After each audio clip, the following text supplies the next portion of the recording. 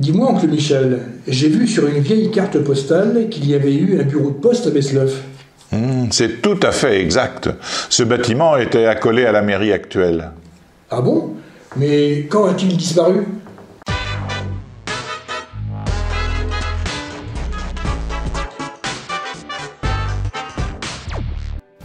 Lorsque la route départementale 745 qui traverse le bourg a été redressée, le bureau de poste qui était fermé, à ce moment-là, il a été rasé pour élargir le virage qui alors était difficile et dangereux. Mais cette poste, elle ne concernait que Besleuf? Non, elle faisait Besleuf et Effailles, cette dernière commune étant trop petite pour avoir un bureau de poste. Il devait donc y avoir plusieurs facteurs.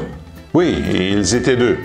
Il y en avait un qui tenait le bureau et qui faisait la distribution dans le bourg et à Fougères, et l'autre distribuait le courrier dans le reste des deux communes.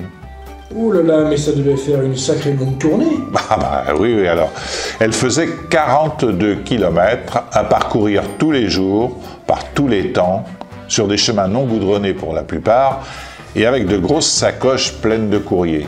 À ce moment-là, c'était par exemple le facteur qui distribuait tous les jours tous les journaux. Alors, imagine un peu le poids.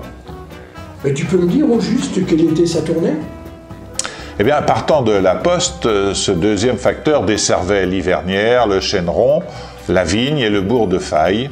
Il allait à la maisonnette route des Alleux, puis Épanne, avant de revenir à Besleuf pour déjeuner. L'après-midi, il repartait pour Pouzet, le Petit Cherveux, le Play, en traversant la rivière sur la passerelle près du moulin, puis la Vergne et les Meurières avant de rentrer chez lui.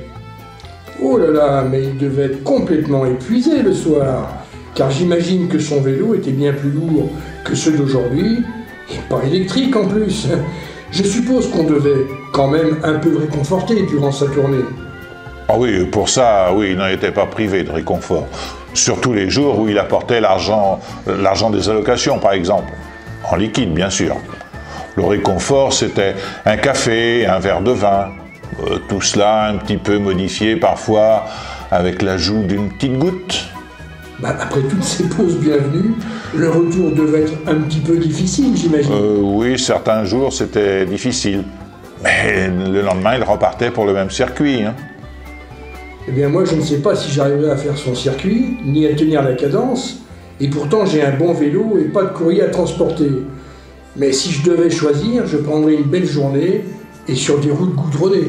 Eh oui, et tu vois, comme on dit souvent, autrefois, c'était le bon temps quand même. Tiens, voilà le facteur, à cheval sur son vélo, à côté quand ça monte trop. Tiens, voilà le facteur, et pour les plis très urgents, en courant, il prend son temps.